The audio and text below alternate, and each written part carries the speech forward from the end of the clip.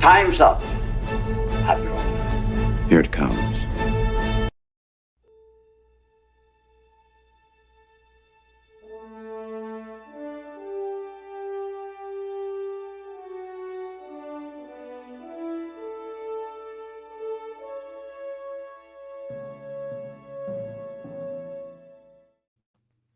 Howdy. What? I finally noticed that was Wesley.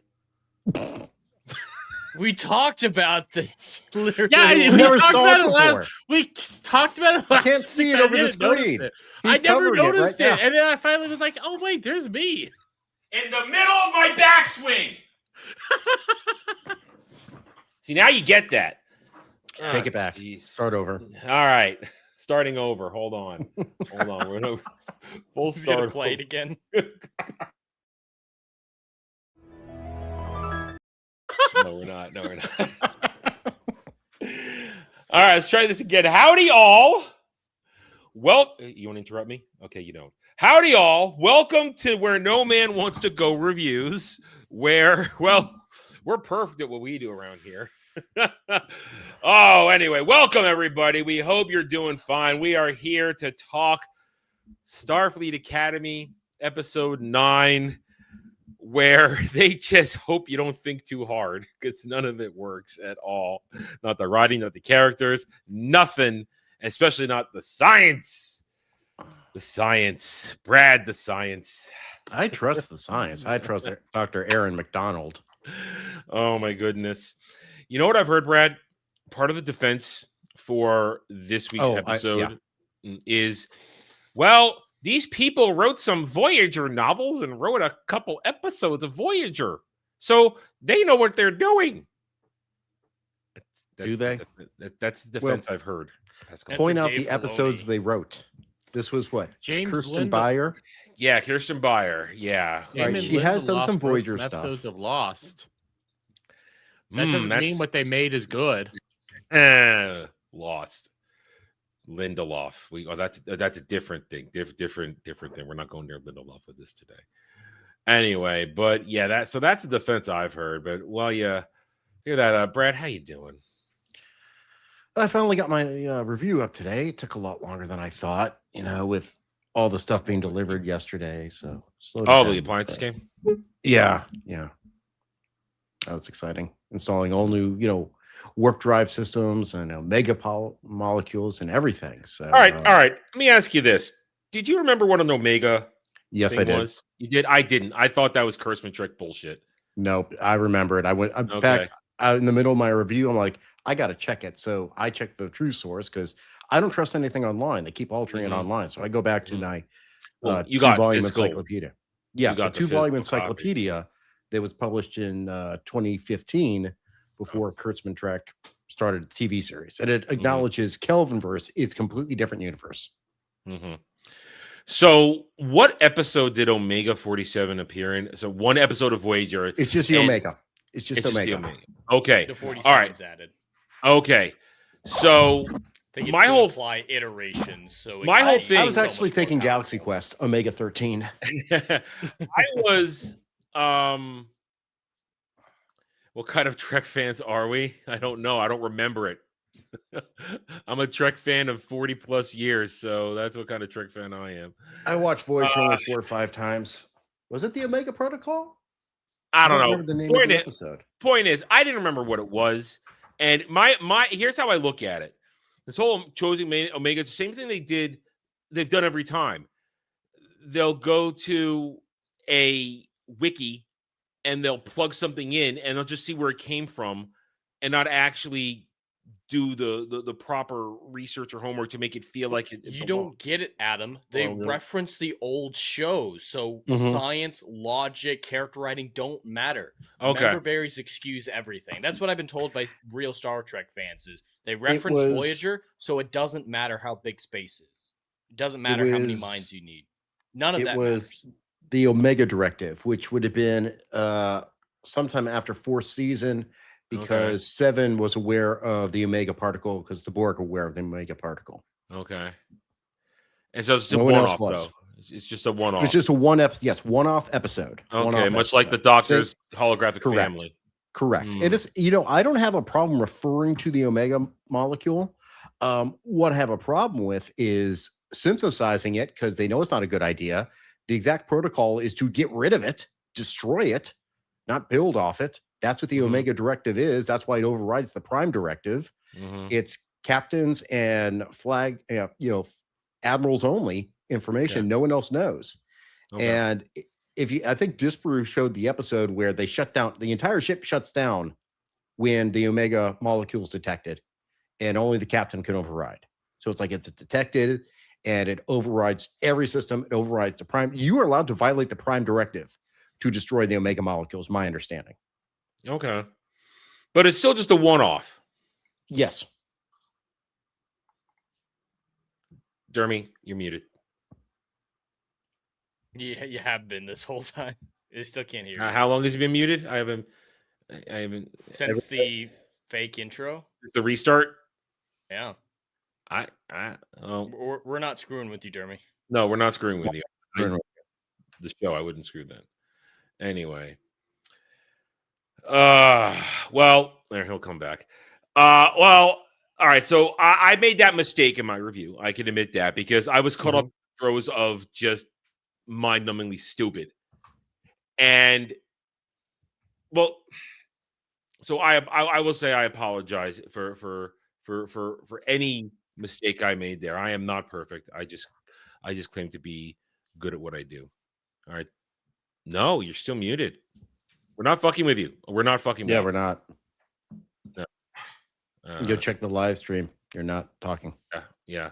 That's why I avoid talking about Star Trek lore in my reviews, because I know, Brad and Adam will get it way better than I do. So I just try to focus in on the episode. And to me, it really doesn't matter if the Omega showed up before or didn't. What they show in this episode is so bonkers insane that if it had been in the old stuff, I still would be calling it out. It's still so moronic.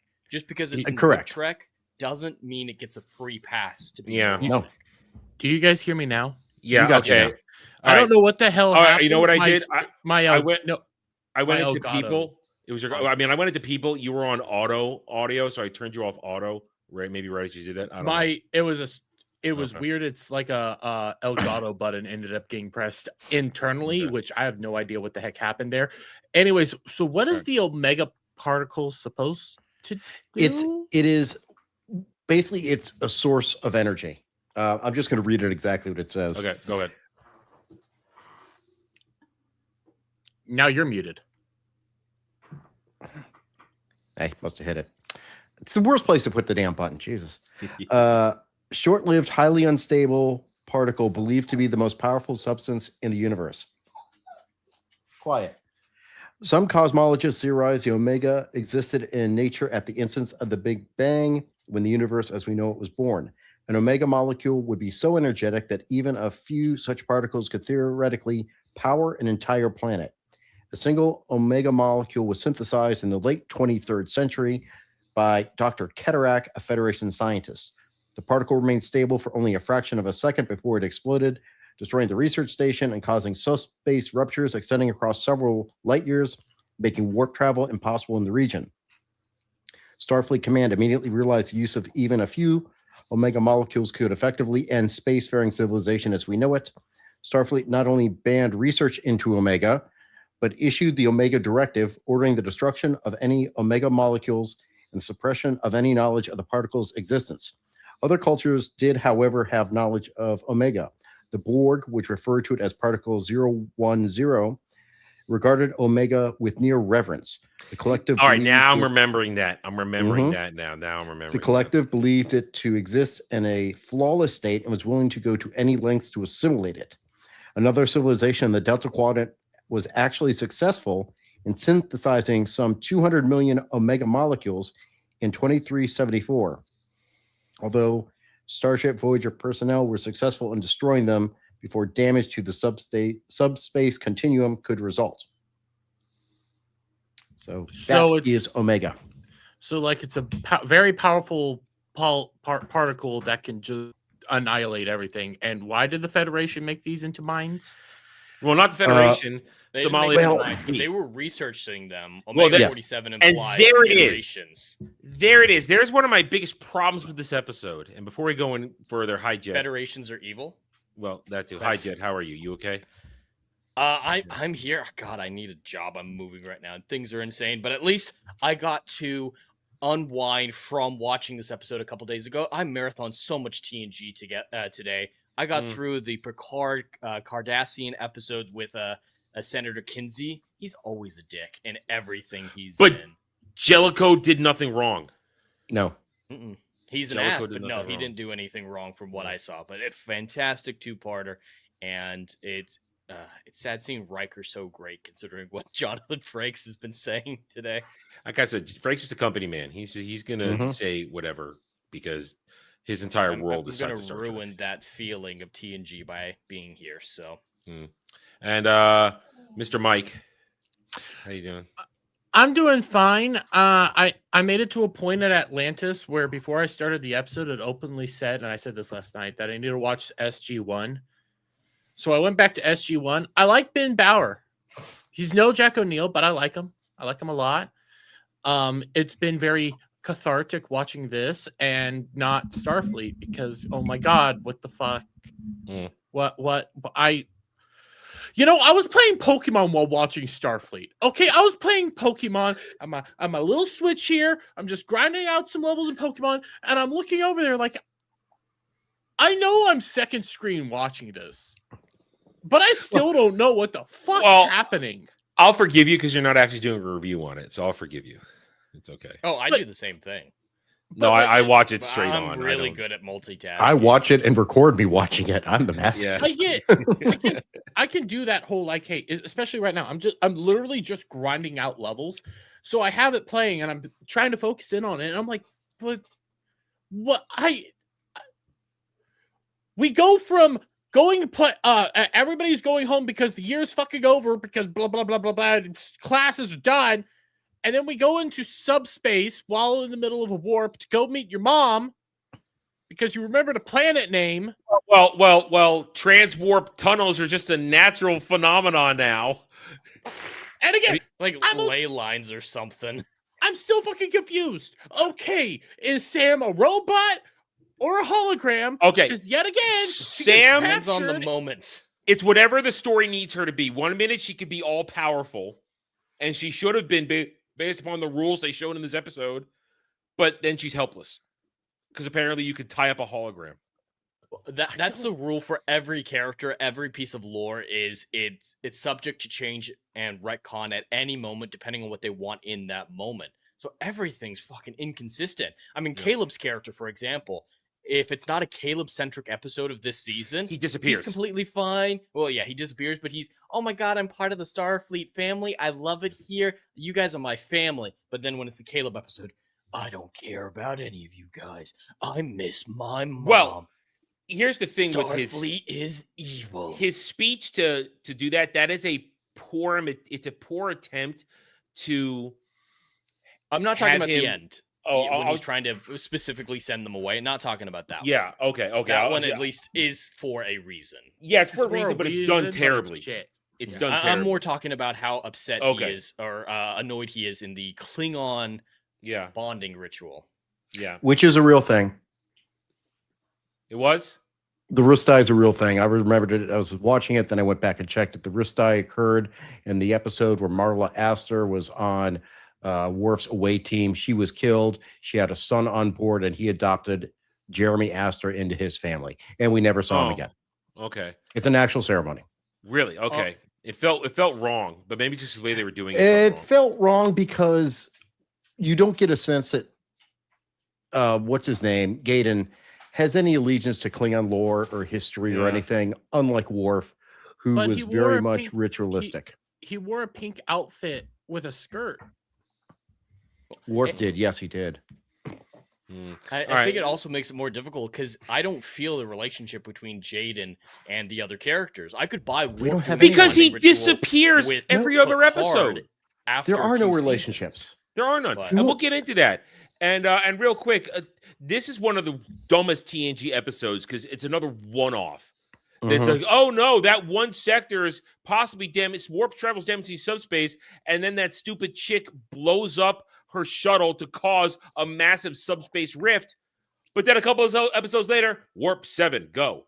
I mean, that was the ozone hole. That's what that was. Yeah, that was a really dumb episode, and they forgot, and they walked away from that really quickly. And I always discussions whenever it comes up in fan talks, always, yeah, we're just all gonna believe they upgraded warp drives to not do what it was doing. So that was a really dumb episode. That don't use that as an example of Goddess. That episode was a piece of shit episode. I hate that episode. Anyway, that is an important thing to know. Is there are bad things about good Star Trek? Yes, we still love it. Well, Dermy less so, but we do care about it and respect it. But nothing's perfect. You can have bad episodes of Doctor Who, Stargate. Yes. I did not like the season finale of season 8 of Stargate. That was that was a thing. The time travel. You can admit that the things you love have bad episodes. That's fine to admit that. I like the prequel trilogy, but I know they're not well made. I like the Clone Wars. Shit.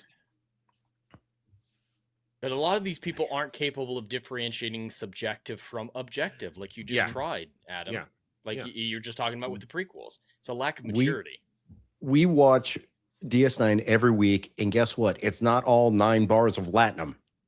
We gave a 1 the other week because what the hell was that? We did give a 1 a couple weeks ago because we gave zeros. So no, you have to leave a bar on the table. It's 1 to 10. We'd have to. You can't walk. Court won't let you walk away from the table. You know that. Yeah. You know what? Can I take a bar from the table? How about that? Yeah, but then the Ferengi will negative bars are allowed, just not 0. Ferengi will kill you. You know, while I go do that, let me toss out because I do want to know which one I give 1. I'm gonna go back and look at the wormhole watch. I'm gonna have to do that. I'll know as soon as I look at it. Anyway, so here we go. Penultimate episode, and the biggest crimes in this episode are, of course, the illogical stuff. And once again, hail and howdy to the chat. Welcome here. You guys are right to roast me if I forget shit from lore, but when they're one-offs, I get a little bit of wiggle room. But I will, of course, apologize in the next main review next week because I clearly got 2 things wrong. I did make fun of the bonding ceremony, and I forgot the Omega particle because.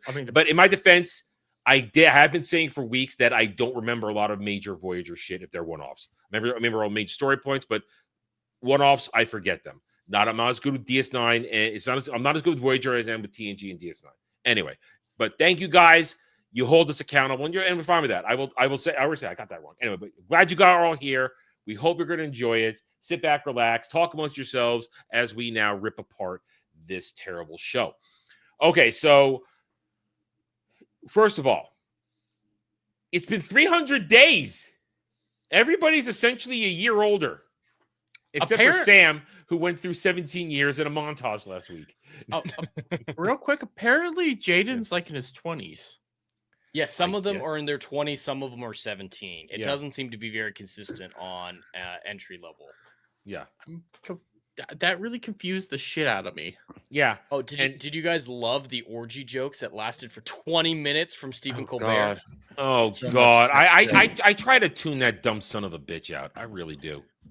Some of these people are minor. Some of them aren't, but this is the equivalent of a high school freshman in college situation. The staff should not be making orgy jokes. They're legitimately just out there saying, hey, everybody just start fucking each other. Just fuck. Fuck. Yeah, well, we're on our way to Beta Z. It'll take a few days because suddenly warp travel actually means something. Brad, in a few pieces of dialogue. I think it was Meridian. I think I gave Meridian a 1. It was probably Meridian. That's what I was looking at too. Yeah, it had to be Meridian. That makes sense. Yeah, because fuck that episode. Anyway, I think that started this episode. There's something I wanted to point out that I did in my review. Yeah, governments are famous for being really quick, right? Governments, when they make a decision, next day things are turned around. The world changes on a dime, right? In fiction and in real life, right? Depends. What's the decision that was made? How about that? Well, is it to lock us down? Because that went quickly. That is quickly. Well, I just want to point out that I find it incredibly ridiculous to assume that a new Federation government was ratified and in less than a establish year on Beta Z in that amount of time. Yeah, that doesn't make any sense. It's completely ridiculous, especially with that you have to renegotiate so many little details of that. That takes time because Beta Z has been, quarantined off for at least 100 years behind the psychic wall. So you've got to make so many millions of decisions that, we just built a building and everyone can move in immediately. Yeah, I thought that was setting up some plot stuff. It doesn't matter to this episode that they were on their way to Beta Z. They could have been going to Risa for their orgies, and this episode could have been the exact same. There's no reason for them to go to Beta Z at all. Why? No. School's done. Why are they going to Beta Z? Aki is the center of the Federation. Did you see her and the Dean of the War College were doing war planning? Yeah. Well, what I said is, why are teachers planning strategy sessions? Hi. Because were they she's planning the oldest officer in existence. I don't know. Well, she should have better ability and skills. Yeah. Was it that they were planning war maneuvers, or were they talking about what the plans were made by the Federation? And they were trying to figure out what Paul Giamatti was going to do once we discover that Admiral Mummy was letting them. He knew what they were doing. Well, Admiral Oded Fair, who is the most. I mean, I like Oded Fair as an actor. I really do. He's great from The Mummy. Was great in NCIS and appears on a lot of stuff. And he always is somewhat of a badass. He's such a passive guy in this one. It's disgusting. He doesn't care. It's very clear he doesn't care. He's just waiting for the Mummy to start. He's getting his new mummy paycheck. Which, by the way, quick off, they did admit this week that with the return of Rachel Weisz, Tomb of the Dragon Emperor retconned out of existence. Never happened. Oh, that's a shame. I never watched Mummy Returns. I've only seen it once. I just rewatched Mummy Returns a couple months ago. I did a double feature one night. So much fun. It's like watching video games. It's great. I love it. So I knew the dude looked familiar, the Chancellor, whatever. When you said, gave me his name finally, it was like he was in The Mummy. I was like, who is he in The Mummy? Oh, I love this dude. Yeah, Oded Fair's a badass. He's a fucking badass. Yeah, Oded Fair is a badass. Especially in Returns when he was willingly standing against the Scorpion King army. Yeah. Oh, that was such a great fight. Wasn't that The Rock's first gig? Yes. Yes. Yeah. We don't listen. It was not a great gig, but we still love it. It's just and his Scorpion King, the first movie, wasn't terrible. It's not good, but no. And then he went on to be on Voyager. Yeah. Anyway, so Admiral Oded Fair tells him, and this is what really just pisses me off. I didn't want to say grinds me. I was going to go another way. I didn't want to use that term. But Brad, it knew exactly where my mind was going. I've been streaming with all of you too long. You know what way I'm thinking now.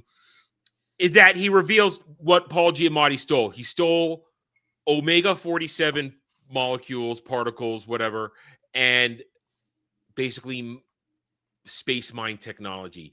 Now, I want to point out, with the knowledge that we learned about the Omega from Brad and, in the week, because I wasn't aware that it was from Voyager either, it becomes so unbelievable to me that Admiral Medjai didn't immediately check Omega. It's like, this starbase is dealing with Omega. This is top secret, top secret, top secret. We need to check it immediately. It took them 3 months. Well, and there it is. We talked about that during the Miyazaki episode. I brought it back up this week. One current gen Intrepid was all that was guarding that. And Somalian pirates, we were so afraid of it, they had to lure it away. Yet still, one Somalian pirates ship destroyed it at the Miyazaki. But they had 6 attack the starbase that had Omega and the space mine tech. So what was the point? There was no point to any of it. They didn't think through any of it. And the Omega, I know people have headcanon for it, saying, hey, during the burn, they didn't have dilithium, so the Omega was being developed as an alternate to dilithium to power warp. That is a headcanon that a lot of people are running with. If that's true, it still doesn't explain why the hell there isn't better security, and why didn't the Admiral Medjai immediately realize they probably went for the Omega. We need to check that now. He said they went over the wreckage for 3 months. You need to have they couldn't run the computer check. At least 3 to 4 elite ships there to protect. And Dermy, and before we continue, Admiral Oded Fair, he's chief of staff of Starfleet. He's the #1 admiral. He would be aware of everything. Would he really be concerning himself with Starfleet Academy? I know it's the first class, but he's got more important things to do. Why would you ever say to the Chancellor of Starfleet Academy the Omega particle was stolen?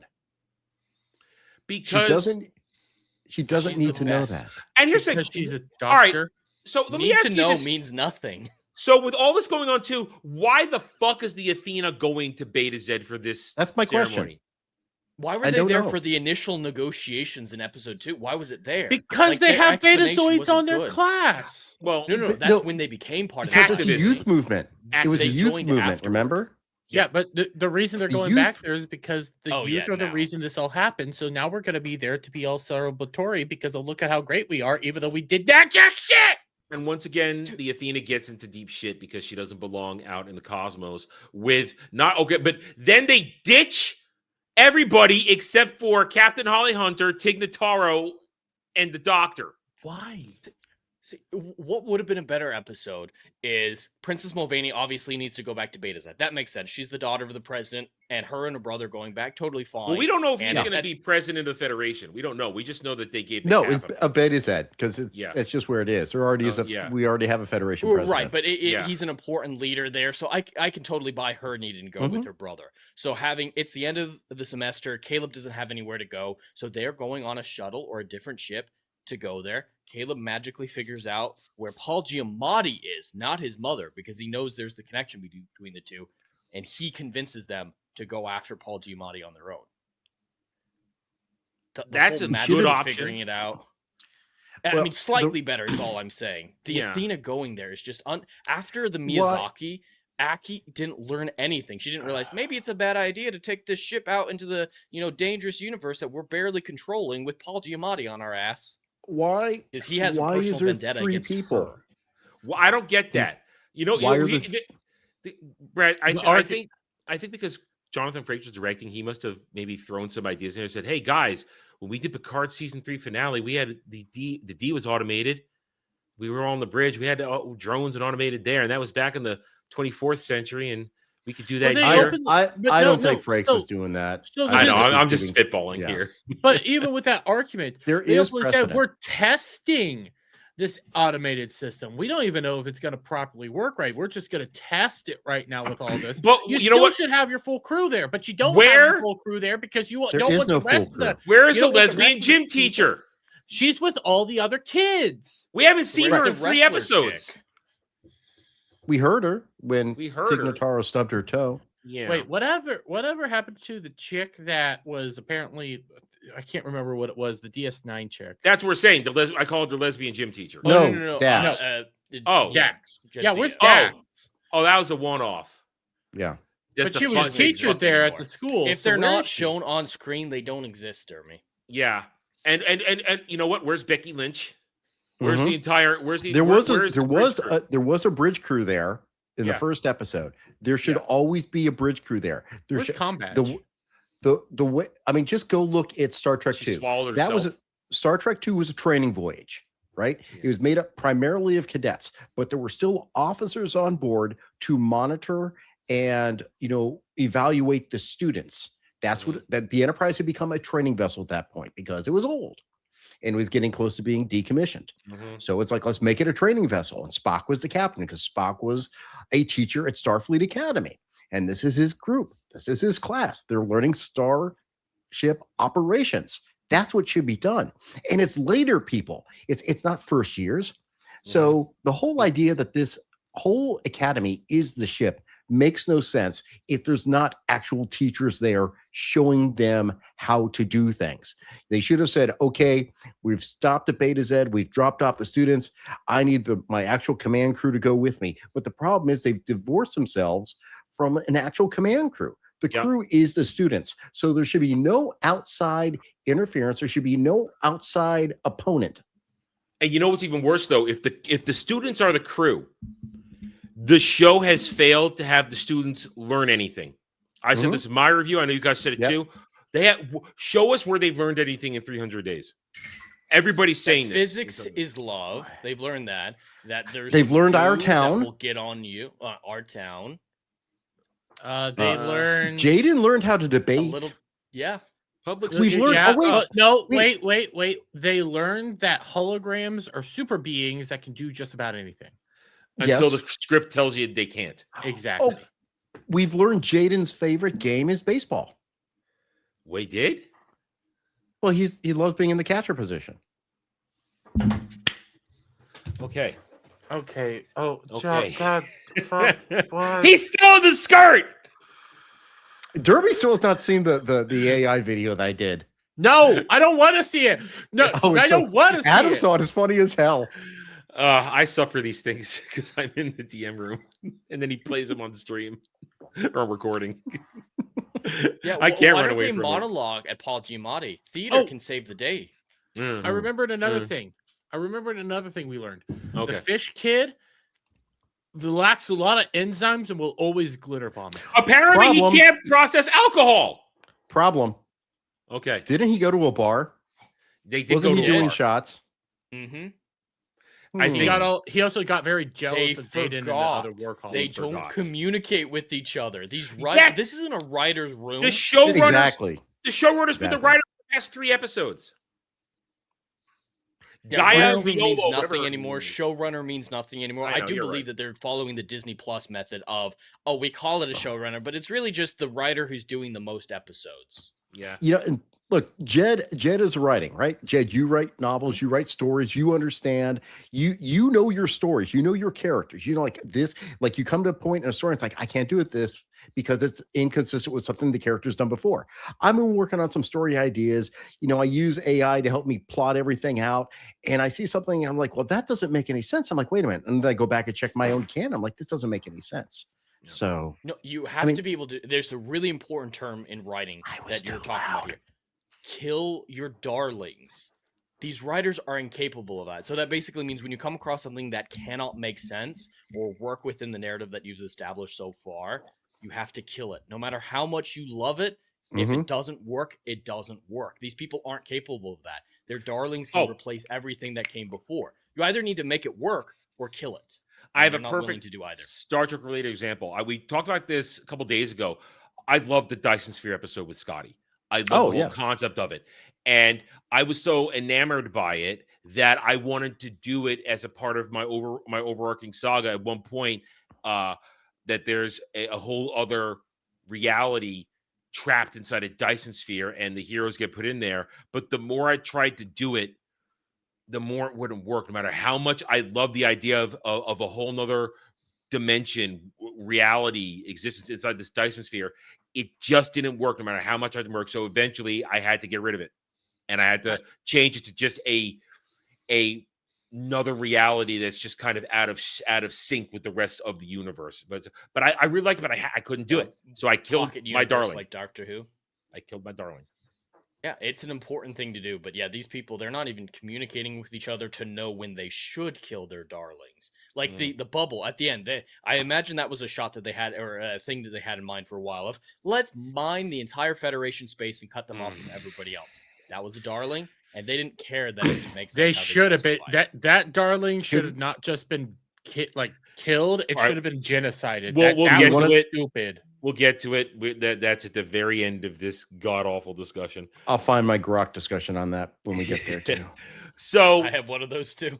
So what back to where I went down this path of killing the darlings and all this stuff is, if the students are the crew, it would have made sense for them to having to learn something. When everything went to shit later in the episode, it would have been the perfect opportunity to say, okay, let's show what we've learned after a year of trying of getting the skills to be Starfleet officers, and let's come together on the bridge of the Athena, which shouldn't have been empty, but maybe could have been better written where, you know, the regular crew's been injured or incapacitated. Yeah, someone got hurt. Yeah. Yeah. And suddenly Caleb takes the helm, and Genesis takes Science Station or something like that. So any number one of them. Y'all just take different stations and they do the job and they get it done. And the Athena behaves like a hero ship, the shiny ship they want it to be, and gets out of the situation instead of just being tractor beam into stasis and not able to do anything and running away with their things you could have done with this. Like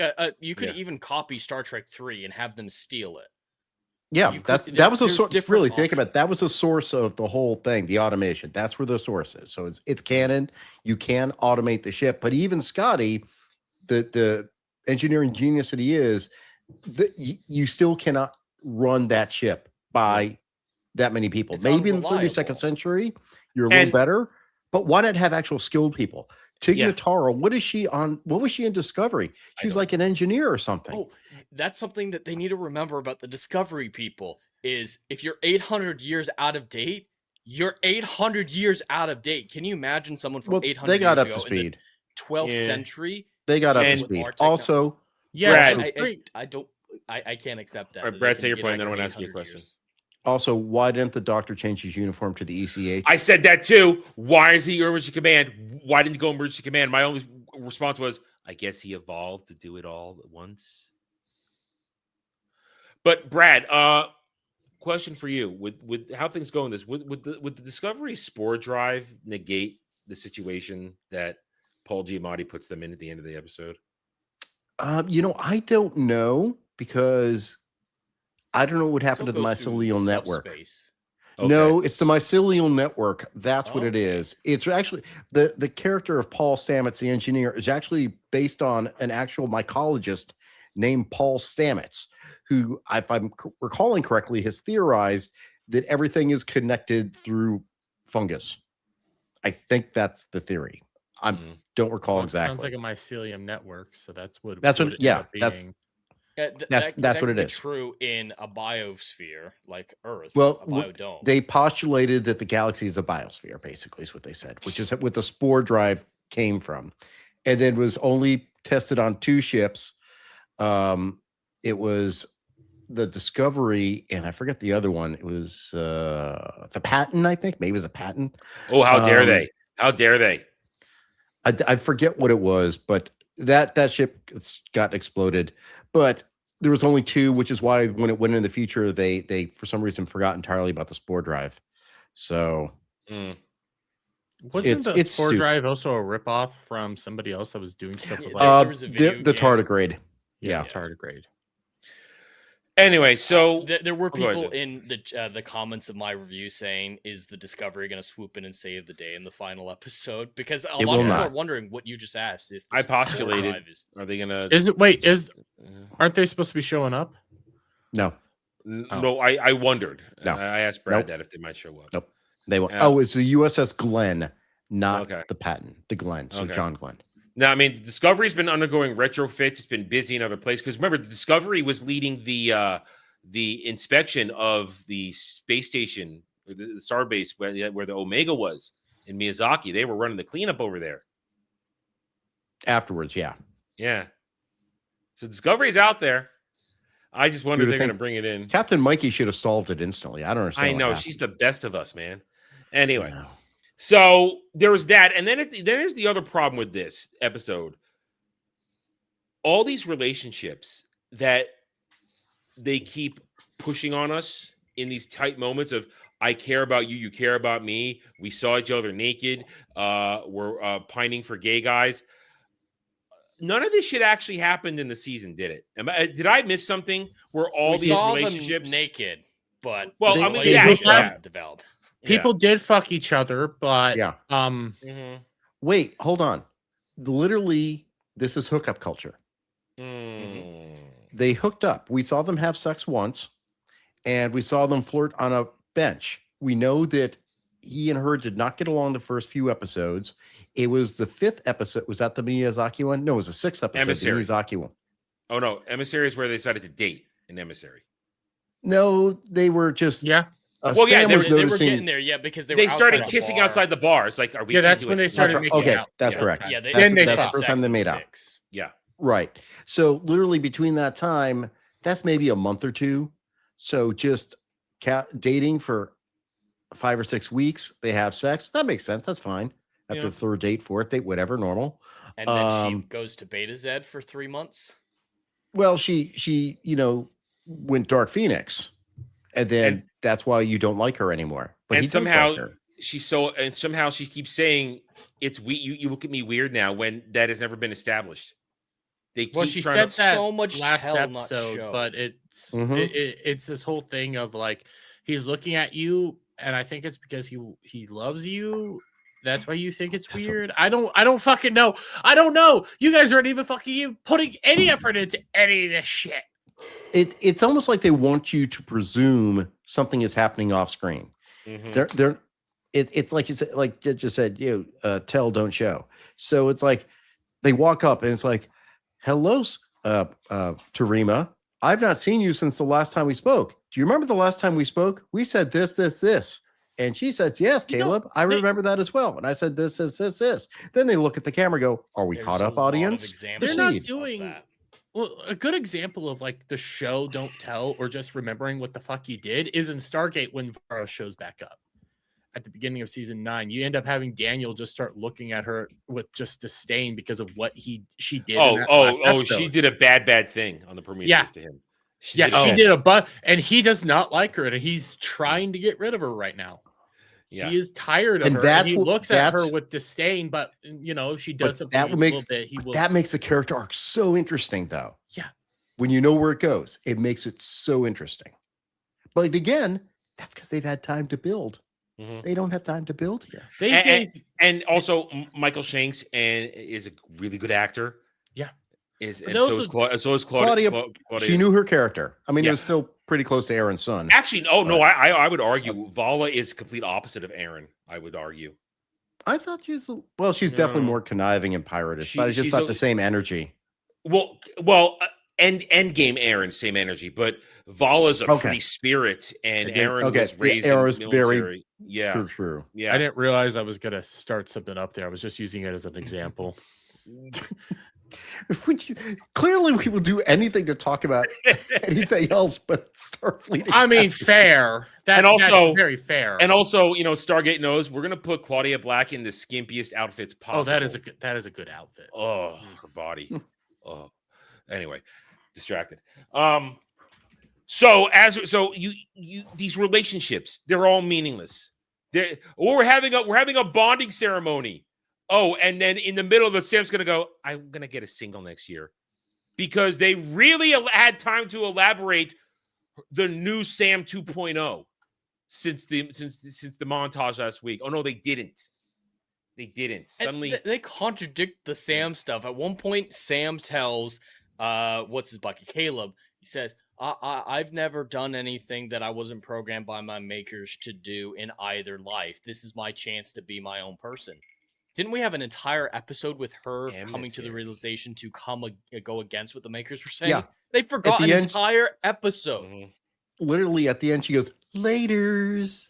Mm-hmm. Yeah. At one minute, she's becoming more like a normal person. The next minute, she's back to being what Sam was. Just, I wanted to throw you out. But for a different reason. Oh, and I told you she was going to keep a regular black girl haircut this week. I told you they'd keep that. They wouldn't change it. It's literally a 180 of the character. First, she was dumb and stupid and so annoying. Now she's overly smart, arrogant, and kind of bitchy. Oh, total. The only maintenance of characteristic is we still don't like you. We'd like you gone. Yeah. I'm going to put you in the airlock and shoot you out. I know you're a hologram and come back, but I think that's the correct answer. So she has to be there to, I guess, tism-splain Caleb. Why don't you think like 6-year-old Caleb?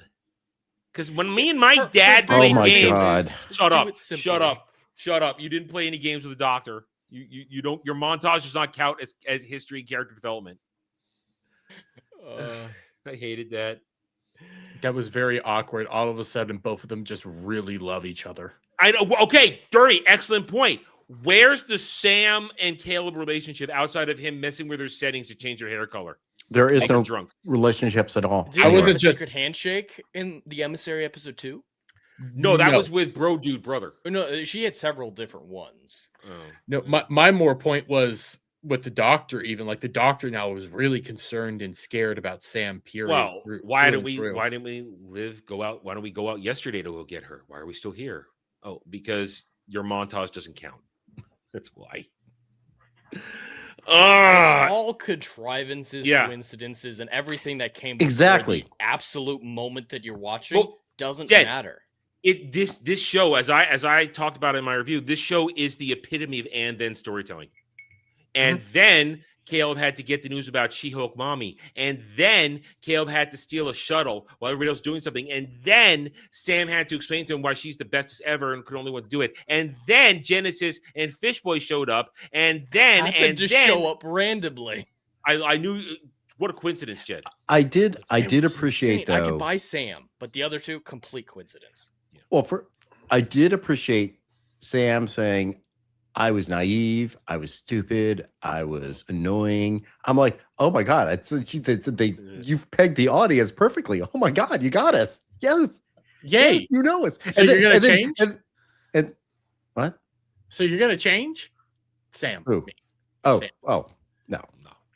But then Caleb goes, I'm so dumb. I'm like, yes.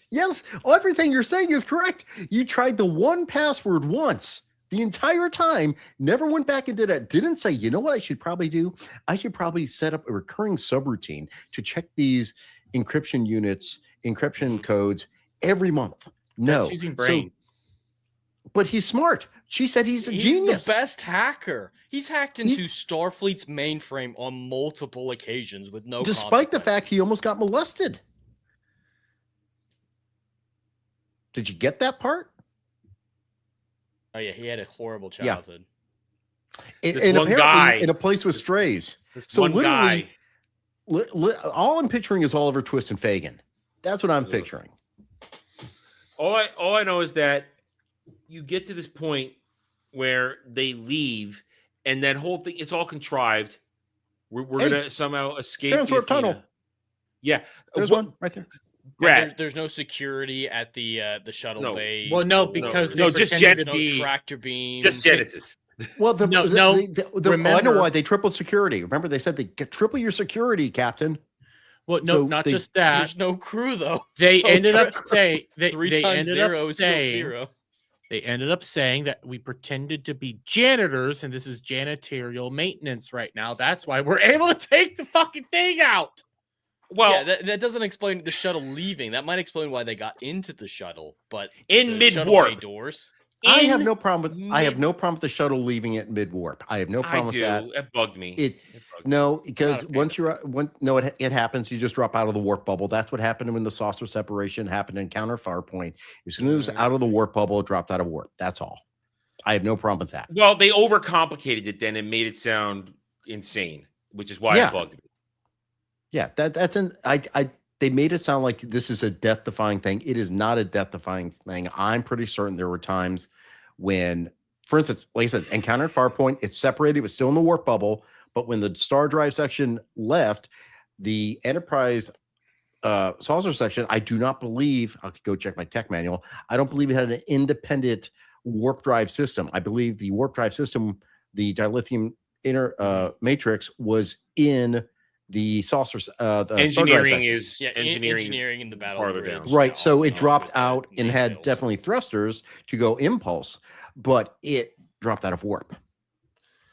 It's something that rarely is done, though, is the problem. And it's not. And as I said, I think I felt bad about it because they overcomplicated it and it sounded insane what they were talking about. And there is also the matter of scale. The saucer section didn't need to go far to get out of the warp bubble because of how big it is. The amount of turbulence for a small shuttle, I can see it being kind of insane. I hated it. And then, like we said, transwarp tunnels.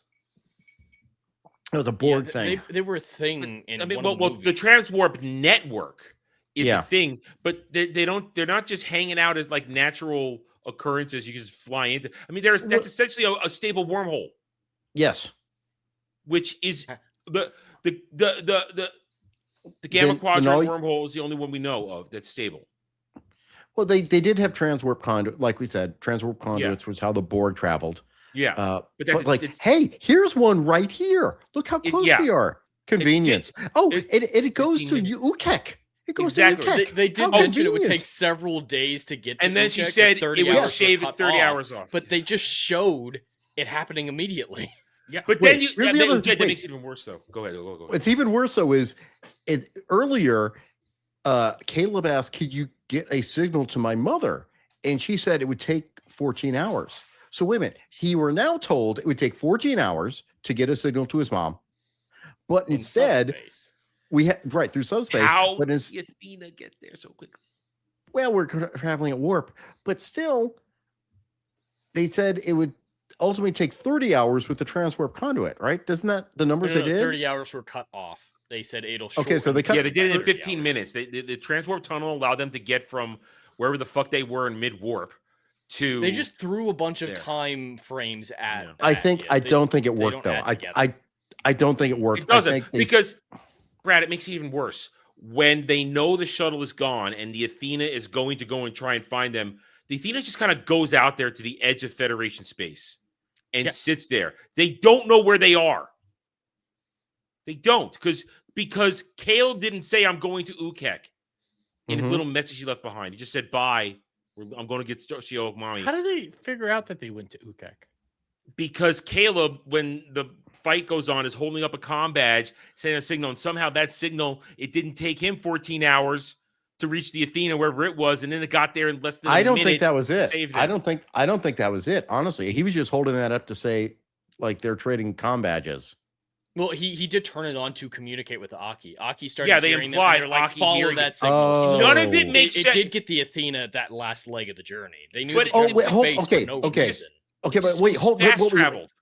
on. Space is Before big, that, people. hold on. Before that. So what happened was first we had Chancellor this is Chancellor Arkai to the cadets. So now the cadets get found out. Because remember, they're all tied up because you tie up a hologram. They're all tied up in this little triangle thing, and they're being, Darum's getting his face beat in. He likes it. Yeah. You don't hit the women. You don't hit the women. You just hit Darum. And then what's her name's Admiral's daughter's comm badge goes off. Yeah. This is Chancellor Arke trying to reach my cadets. Where are you? I know. And then it's like, and then Caleb comes in and is like, hey, they're trading these over there. So he's trying to distract them. But the bottom line is, before he even held that up, she already communicated with the comm badge. And also, put your comm badge on silent. Put it on vibrate. It doesn't work. You're undercover. Yeah. But I said in my review, I'm like, but I said in my review, this makes sense because kids don't silence their fucking phones in the theaters either.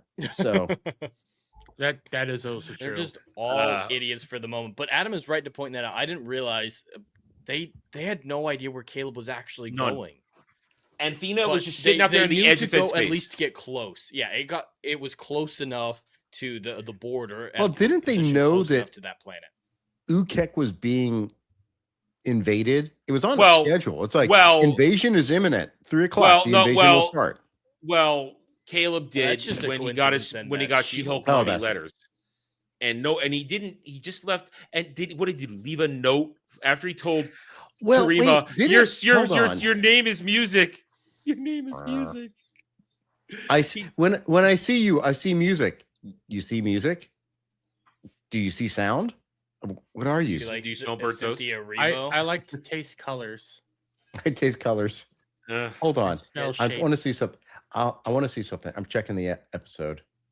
I'm trying to remember if Jaden found the pad that had all the communications. I think they're in Caleb's room. It looks like that's what I'm checking. Room because it looks like it looks sloppy in places, but there's no indication of what room it really is. Hold on. And then for some reason, Tarima goes in there. We don't know why. She was looking for it's Caleb's room. She went to look for Caleb, and Jaden's there too. I'm looking at it right now. Jaden's not the roommate though. Darren and the brother. And bro. Yeah, and bro. Yes, they just all happen to be in there, just like Genesis and Darren happened to be in the shuttle.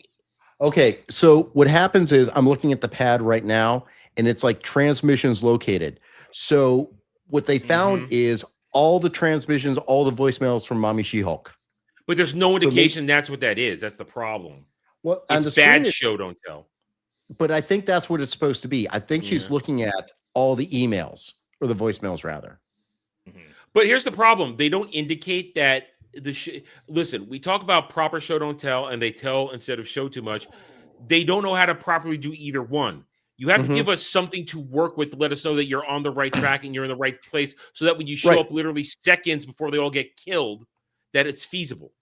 They run to the Chancellor and say, Chancellor, we found a bunch of messages on Caleb's pad. He found his mom. He went after her. It says she's on U-Kek. But they didn't. I know, but that's they tell the wrong things, show the wrong things. It's all perfect way to put it, Jed. Backwards. It's the perfect way to put it. And then the Admiral is just willingly letting S.U.A.C steal a massive starship in a moment. Like he don't just like, tell me, I'm not going to stop you. Don't tell me what you're going to do, because then you get in trouble with command. Wait a minute. I'm in charge of Starfleet. Time of war. Wait, no. This is wait. All right, wait. Who's in charge of Starfleet? It's Vance. Yeah. Now, Jed, you just said something important that I wanted to bring up today. I left out of my review. I want to bring up today. Didn't we learn in the Miyazaki episode that Paul Giamatti would become the most hunted man in the galaxy? Mm-hmm. Yes. We're at war with a bunch of space pirates who now apparently want to make their own empire. That's new. So how has that been going for 3 months? Oh, we don't know because they forgot. It wasn't plot Sure, we've relevant. been seeing like more or less like hearing, hey, the Von Ron have done this, or even like how like newspapers where you can end up seeing like, hey, the Von Ron are progressing and just shit background like this. stuff for the last few episodes. You know, that'd have been great if the students obsessive about it. Because Chancellor S.U.A.C, I feel she should have gone on the character arc after the Miyazaki, going, I put these kids in danger in this stupid moment. This was a stupid thing that I did. And now Paul Giamatti, he has a personal vendetta with me, and the kids are in the line of fire with that. We're getting private in her private time, obsessed with finding Paul Giamatti. That would have been a great, set of scenes in all these different episodes to update us on what Paul Giamatti's been doing. We cut to Aki. She's in her room. She's being very obsessive about it. Talks to someone else about it. Just a quick update. What if we, again, like we talked about, we had actually seen the students in class? What if they were in a class about history of Federation conflicts? They're talking about the Federation Klingon Wars. They're talking about the Cardassian border wars. And then someone goes, why aren't we talking about the Venari Rawl? It's happening now. And they say, look, I read it this morning. They annexed this planet. Why are we not talking about this? And here's the thing, though, Brad, you bring a great point. The Venari Rawl, we don't really know what their power base is. We don't know how many ships they have. What does their fleet look like? We know nothing about these people. Random pirates, but they apparently had the infrastructure. They didn't have access to food replicators 15 years ago because they had to steal food, and that's why Paul Giamatti and She-Hulk got imprisoned. But now they have the resources to do the let's think about how other bad guys have been introduced in the Star Trek universe. Yeah. When TNG started, who was going to be the bad guys until they realized it was ridiculous? Ferengi. It was the Ferengi. And do you remember the first time we heard the Ferengi? And Grappler Zorn goes to Picard, if we are not able to reach an agreement with the Federation, we'll be forced to speak with the Ferengi. And Picard goes, well, I hope they find you as tasty as their last, allies or something. So implying that the Ferengi eat people. And then we go to the last outpost, which is when we first see the Ferengi with it's the weird whips. And I got so many clips from that I can use. But you allow your females to wear clothing. That's actually the first appearance of Armin Shimmerman as a Ferengi. And then it's like, they're really not that threatening. They're kind of ridiculous. They tried to make him as a threat. Yeah, but it didn't work. The lobes. Yeah, it didn't work. The mystery was more threatening. But right. The same. And then when you introduce the Kazon in Voyager, right? Mm-hmm. It's like the Kazon appear. The ship is bigger than the Voyager. The ship is bigger than Voyager. So you think it's more powerful. It's actually not. The Kazon are kind of backward compared to Voyager. But then you like the Dominion. Look how the Dominion is built up slowly over time. Ooh. You find out about who they are. We don't know who the Venari Rawl are, except they're bad. How can I be invested in anything? We haven't been told anything about relationships. When we've been told about relationships, we haven't seen it. We've been told about Venari Rawl, we haven't seen it. How can you be invested in any of these characters, any of these stories, if we're just told, instead of getting to experiencing it and develop our own feelings about it? Exactly. You're exactly right. We know nothing We've been told that they harassed Beta Z, and that's the psionic wall kept them back, and blah de blah. We've seen their ships a couple times, but the Athena blasted one. Once they got through the programmable matter problem in the first episode, the Athena blasted it to hell with a couple of quantum torpedoes. And and it was over. That's the other thing. It's like, wait, they took out the Intrepid class ship instantly, and they took out the Athena's shields instantly in the first episode. The power levels incredibly inconsistent. Yeah. It's not. That's exactly right. That's what I loved about the old stuff. It's like it made sense. It's like, oh crap, we had to develop quantum torpedoes because photon torpedoes weren't doing enough damage. And then you get the Dominion shows up and they bust through the damn shields and they do a kamikaze onto the Odyssey and take out the Odyssey. The whole ship takes it out. I mean, you got an idea of perspective of power. Here you don't. It's just random. And I think it's really because there's no nerds. There are no Trek nerds. And no passion. Because it's all about making a vehicle for agenda. It's all about the message. Kurtzman said that. It's all about the message. They want to make their own stories. They think they're better than what came before. In reality, they're not even good enough to write toilet paper. No, Star Trek was always woke. No, Star Trek was always liberal, and Star Trek told stories. We're not telling stories. There's no Star Trek story here. This is a teen drama that's wearing a skin suit.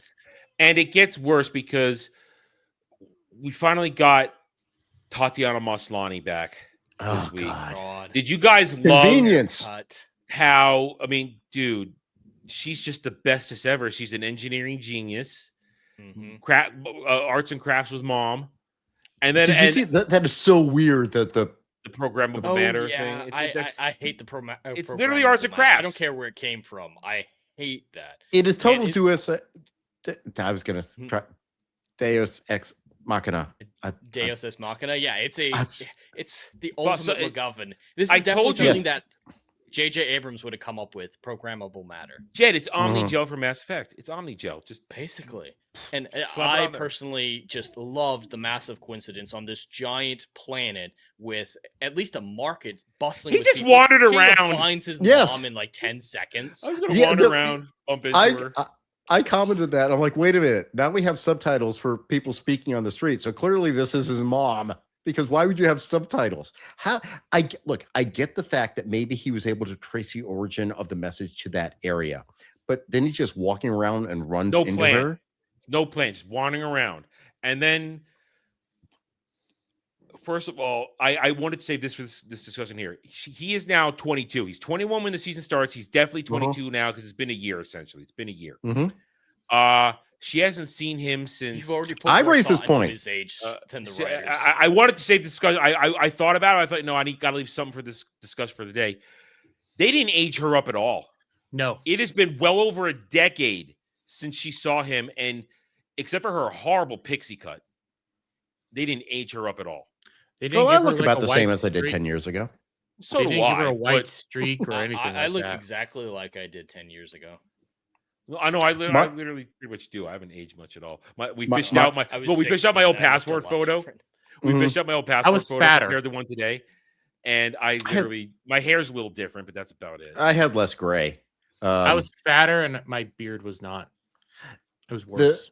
The thing that got me, and this is, I don't have kids, but the last time she saw him, he was 6 years old. So now she's seeing a young man who's 22. Does she recognize him? And again, maybe you could see something in the eyes. Maternal instinct. Maternal maybe, instinct. But let's you should look. Is that you, Caleb? I don't. No, and I don't remember the scene. Mom, it's me. It's Caleb. The whole thing is cringe and awkward. Yes, and it gets that next scene after they meet on the street and they go have their private moment together. It felt like they were filming a romantic scene. I'm sorry. Yes. Has said that. Music, the Did close-ups. You see yes. He as on Heels really versus creepy. Babyface said, if you do not know this was mother and son, you would think it's a romantic scene. It felt awkward. Long lost lovers. Mm-hmm. I don't know. Do they live in an area where incest is legal? And they're on a pirate world, a lawless pirate world. So it's Nar Shaddaa. It looked like Nar Shaddaa. I said that. I said that in my review. It looked like a bad, or maybe I edited it out. It looked like a bad version of a Star Wars world, not a Star Trek world. Well, they had a Ferengi there. Didn't you see the Ferengi? That wasn't a Ferengi. That's not a Ferengi. It was not. That's not. But so we get Tatiana Maslany back, Mommy She-Hulk, and amazing. She's bestest ever, and her reaction to everything is so over the top and stupid. Don't mention Federation; she's going to lose her shit. Your fingernails are too clean. Well, I knew what we knew what that was going to be. That was obvious. Well, you saw Genesis's nails were perfectly manicured. Wait a minute, but wait, you look at Caleb. Do you not notice how white his teeth are? Or how he has very white teeth. He's very buff. Did you look at his nails? She-Hulk didn't look that bad. Not much worse than they did. The haircut was the worst about her. I'd still get it with Tatiana's Maslany. No, I'd still do it. No, I would not. I would not. No, there's better. You see how she smiled? I put it on my thumbnail. Everything about her. Listen, Tatiana Maslany, when she did what was that? Orphan Black. She was pretty good at doing different characters, and I respected her back then. The longer she has gone on, the worse actress she's become. The more she's done. Her breakout. I don't know. I bought her twerking. I bought the twerking. We do not speak of that. But then Mama She-Hulk, whatever her name is, Ishana, whatever. Mir. I just call her Ms. Mir. And so, but when we get to the point where, and we all saw this one coming, when the fight breaks out, she's just 5'0" Tatiana Maslany, 95 pounds wet, just kicking ass. Kicks everyone's ass. Just kicking ass. Okay, now hold on. Here's a question that I keep her She-Hulk capabilities. Here's what I said during my review. I'm still convinced that she's going to be a bad guy. I think the deal with her getting out, being broken out of prison by Nosbraka, she made a deal. Because remember when that Venari Rawl says, wait a minute, I know you. I think she's like, wait a minute, what are you doing here? I got the sense it's like, wait a minute, why? I think there's something there. That's an interesting. She absolutely has a union with them. She hates the Federation, so I'm sure she worked with Venari Rawl. And I bet there's gonna be a betrayal on. Now, she's on the Athena. Next episode, I guarantee she's going to do something to sabotage that ship. That's my money. I don't know if this is a mistake, a retcon, or an intentional thing. Her sentencing, she got it wrong. If I remember correctly, in the premiere, she was only sentenced to 10 years at Club Federation. It was a lighter. It was at a lesser security compared to Paul Giamatti. Yes, and it's then rehabilitation. Yeah, but it was only 10 years. I heard 10 years. It's the same thing where Tom Paris was. It was a rehab place. So, but and then when she's talking to Caleb in the little room there, says, "I was facing another 10 years." Why? Wait, no, you already done your 10 years. You were done. She probably committed crimes in prison. You can actually have your sentence expanded. But here's the other thing. She probably killed people in there. And I don't remember who I was listening to. I would. So she got sentenced to felony murder, and the reason was that someone was killed during the commission of a robbery. And she didn't kill the person, but she was there as part of it. Felony murder, that is an actual charge. I have charged people with felony murder in my former job as a state prosecutor. Yeah, believe it or not. I know, it's scary. So yeah, it's an actual charge. In the state of Florida, felony murder is a charge. What it means is you're committing a crime, you're committing a felony, and in the process of committing that felony, someone is killed.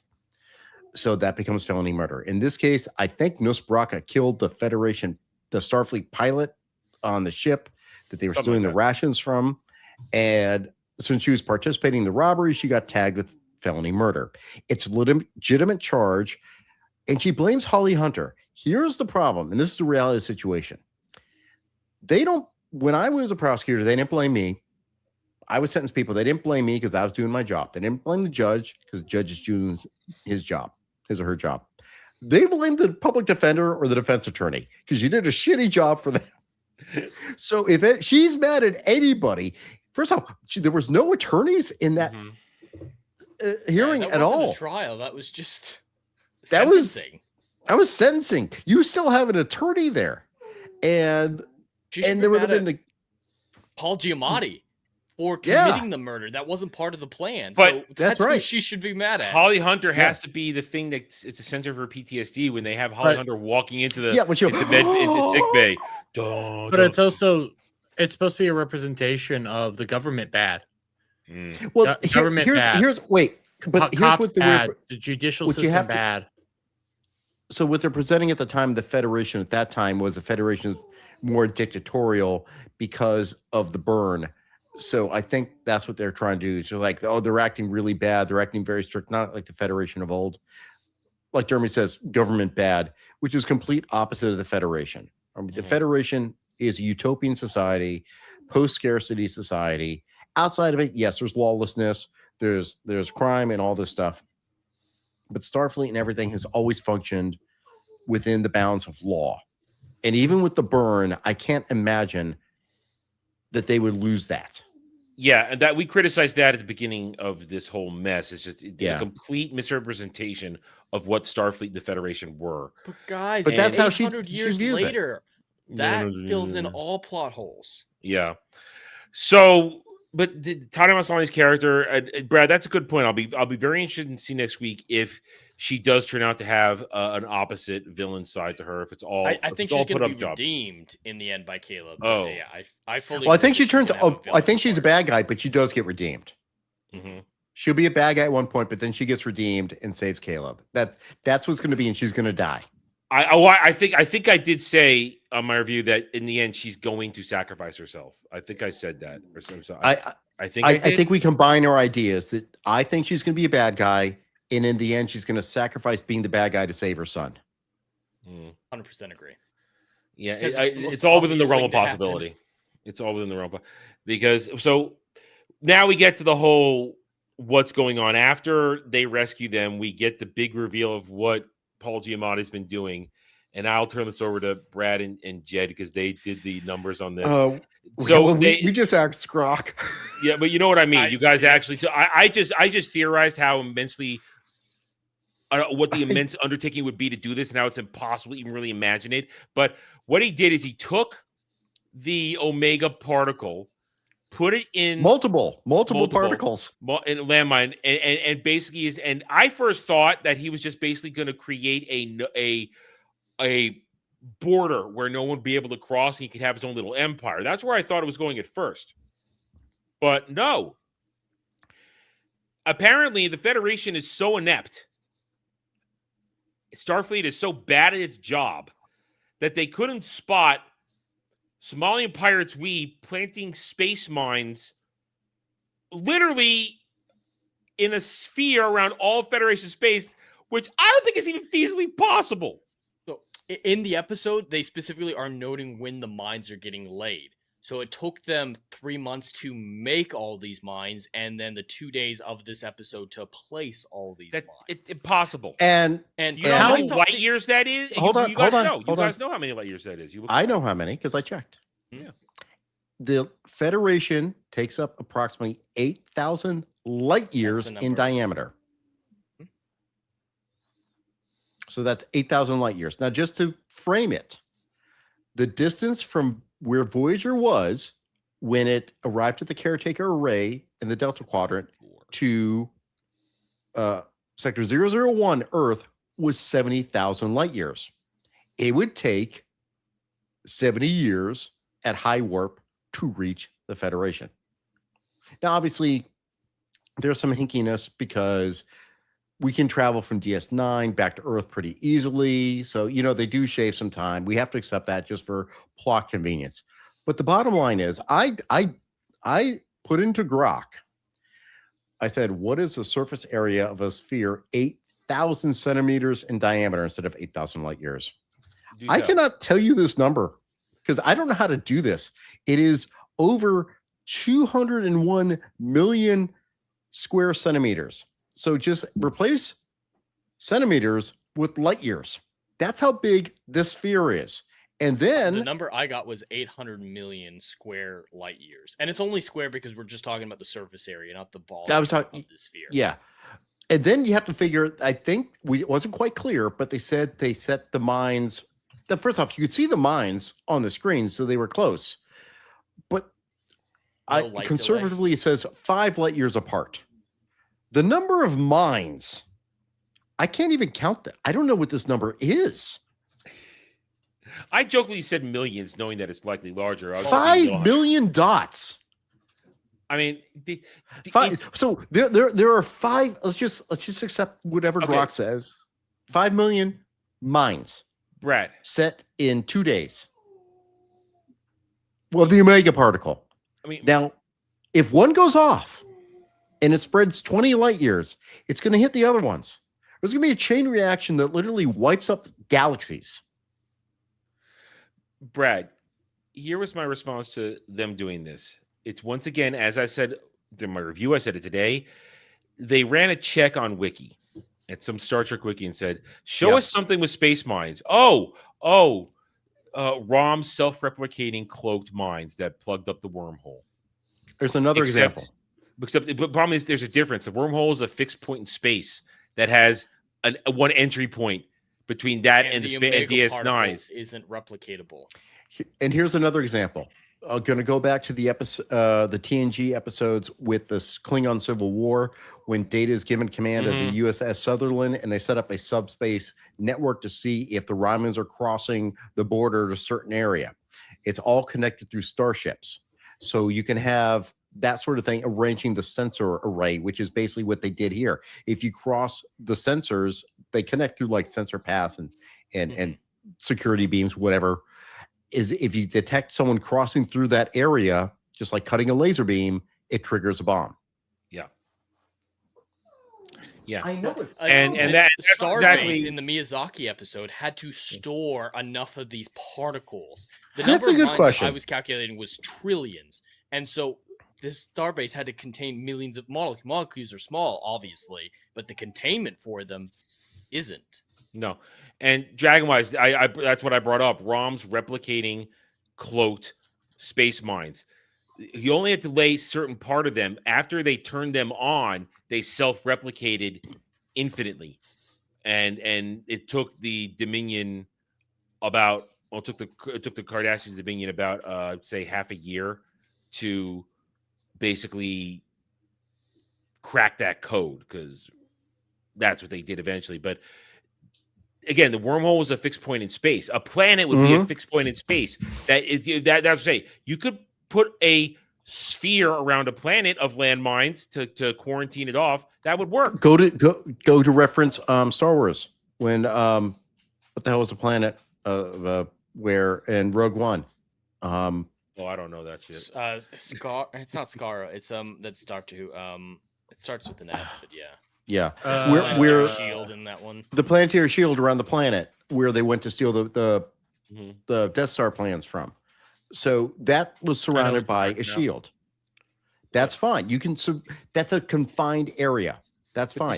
And honestly, space. I could accept accept a quadrant and part of the Beta Quadrant. Of the Beta Quadrant. So these people don't realize how big space is. This is that's the same the mentality as flat earthers. Flat earthers think, hey, if we're moving through space at a certain speed, why aren't the stars whizzing by us like streaks? Well, because space is fucking huge and parallax is barely visible. These people, they don't realize how gigantic space is. Self-replicating mines, easy. It's easy. Industrial replicators, none of that even comes close to explaining this many mines over this amount of space and this amount of time. How did he get that many particles? All the Borg. I don't because believe that all the Borg script working needed for a him to. century could have accomplished this. No. This is insane. It's beyond. This is, and the response is, "Oh, suspend your disbelief." As a writer myself, we talk about this. Suspension of disbelief is a band-aid or a splint. It's not the fucking mold stuff from Resident Evil 7 and 8 to reattach limbs. Here's the problem, though. Star Trek has always had a scientific basis, even when it's fantastical, and they've always been able to explain it. There are technical manuals written about the development of warp drive and warp speed and warp bubbles and everything. So people think about this. They theorize it. There's no way you can theorize literally putting I know it's upsetting. I'm upset too. There's no way you can theorize putting a bubble around 8,000 light year diameter sphere. Yeah. I mean, that is it's in 3 dimensions. They're not realizing that either. Yeah, and like when I was saying yeah. the number for how big the sphere's surface area is, they're like, well, the galaxy is only 200,000 light years across. Well, you're right. In a flat 2-dimensional plane, we're talking about a sphere. They can't think in 3 dimensions. They can't think on this matter of scale. It's I could accept the psionic wall around the planet Bajor. So could I. I don't even know what I still don't know what a psionic wall. Bajor. I'm sorry. You said Bajor. Beta It's Z. like, I know. my fault. It's just too much time on Bajor. I could accept it around the planet Beta Z. I still don't know what a psionic wall is or how none of us do. Because apparently, don't forget, the only psychic power we've seen that is Terima. No one else has that ability. Remember, she's a weirdo because otherwise they'd all have these little inhibitor chips. There's not a bunch of Dark Phoenixes. No, there isn't. Yeah, it is on your side. Over on Jed's side. Judas Goat Barbecue has dropped a $10 super chat on my side. Thank you, my friend, saying piracy relies on stealing other people's stuff. If the pirates set off the mines, then there's no one moving stuff through space. So they have eliminated their source of income. But they want to be an empire now. They're the Venari Raw Empire. You heard it when they're on the planet. I don't know. They still need to steal. I don't believe they have this level of organization. We saw they had to steal food in the first episode because they didn't have access to replicators. Here's the problem with Kurtzman Trek. All other empires have been eliminated. Nobody else exists. They blew up Kronos. They blew up Romulus. Cardassia. I'm going to assume they're gone. They neutered the board. They mixed races with the Trill. That's right. So we don't know. Even in 2-dimensional space, Lantine, this can't work. Just suspension of disbelief. I hate that argument. We never look. The thing, we suspend disbelief a little bit in Star Trek. The thing about Star Trek was it was possibilities. Like you could believe, as fantastical as it is, there's literally something called the Heisenberg compensator on a transporter, because it says we're compensating for the Heisenberg principle of randomness. The uncertainty principle. I know. It's so upsetting. Yeah, in Star Trek, of all places, you shouldn't have to suspend your disbelief that much. But even in high fantasy situations, it needs to make sense in the context of the world and be consistent and follow known rules, like known rules about how big space is, how far it takes to travel, what a replicator requires, and everything like that. Modern writers rely on suspension of disbelief to fill in plot holes. But I said this in my review. Just the amount of physical material needed to make these mines would not be stable. And this is a scarcity society. Post-burn is a scarcity society. They don't have the materials to do shit. Outside of the Federation. Yeah. Outside of Starfleet. Yeah. So that's where we leave off. And the Athena, they got trapped by tractor beams, so they had to separate their pathetic saucer section, which just floats anyway. Oh, and oh my god, how traumatic! We're gonna lose our atrium. I'm gonna get my shit back. Adam, you got to do it right. I'm gonna get my shit back. Well, the Athena is a pathetic hero ship. Actively getting activated because they were able to get through, and now when they're on their way back, the minefield's intact. And it's so perfect that there aren't any gaps in this entire sphere in 3-dimensional space. I don't believe you. And they show the minefield, the red barrier, whatever it is that's spontaneously created. It doesn't obey light delay, but it goes through a nebula. There's matter in nebulas. Chet, I don't think you understand the maniacal genius that is Nusbraka. I mean, yes, we saw him as a little crazy person beginning, talking about origami chicken and like sticking his tongue out and looking in the camera. And then we saw him flirting a lot, trying to like get in a Holly Hunter's panties. But he is perhaps the greatest. I literally read an article, it had to be Screen Rant, that said he is the greatest villain since Khan. He's been on screen for a grand total of 10 minutes across 9 episodes. 2 episodes. Well, how long was Khan on screen? The equivalent of, I would say, maybe 50 minutes combined with Spacey. No, before plus the movie. just Spacey. Just Spacey. Just Spacey. Probably about 20 minutes. 20 minutes. maybe. That's one episode. I would argue it's the I movie listen. that made I him would all-time argue great, though. that Gul Dukat is a greater villain than Khan. Well, I think he's a more He's a great well-developed villain. He's a more well-developed villain. Yeah, I get that. If we're gonna do it like that, true. But I mean, Gul Dukat is the bad guy. Khan is, who a bad guy. But you point still is, have sympathy. Like, for he's Gul Dukat in the certain TOS moments. bad guy. He's the TOS bad guy. Okay. And Dukat is a DS9 bad guy. TNG. Q is kind of a bad guy. Look, Q's an antagonist, but he's not a bad guy because Picard. The Borg. Every captain has a bad guy. And Janeway steals her bad guys from another captain. She stole the Borg. I don't know who archers are. Yeah, I was just thinking The that too. Zindi. Well, but that was only a season. Oh, that's the only time They tried to make it the Suliban, but they were just. I felt like they were flaky skinned people, like the Skria in Sanctuary. Then he had to go do DS9. So But he had to go meet no matter Jakar. where you look at it, It was Jakar. Jakar is a great. That's a great story arc. Jakar's story arc. Oh my god, we got to watch B5. B5. I can't watch it ever again. I've seen it too many times. It lost all. So good. I've lost all. great. I can't watch the filler. I can only watch the main story. I can't watch. Can't the filler. watch season 5. Well, season 5 I would stop at season 4. I would stop at season 4. Yeah, and then you go to the season finale. Which was original season. The Babylon 5 season 5 finale, the series finale was originally the season 4 finale because when they were getting axed, but then they got the extension and they quickly made that. I wouldn't always have such a sour taste for B5 if not for that season 4 finale, which basically tells everything that happens. And I hate that. The season 5 finale is a season 4 finale. Just and I understand what they're trying to do with season 5. Setting up it doesn't work because he's also trying to set up Crusade at the same time, and that didn't work either. Well, that's because they didn't know how to. Well, they let the network take over, and they got all out of order. Well, JMS the reason didn't have any control. That's it. The reason B5 seasons 1 through 4 works is JMS wrote it all out. There was no deviation. There were filler episodes, but there was no deviation. And when you're at, and B5 is great for me. It's only way I can watch it now is watching the main story episodes. I cannot watch the filler episodes anymore because they're boring to me. They're just boring now.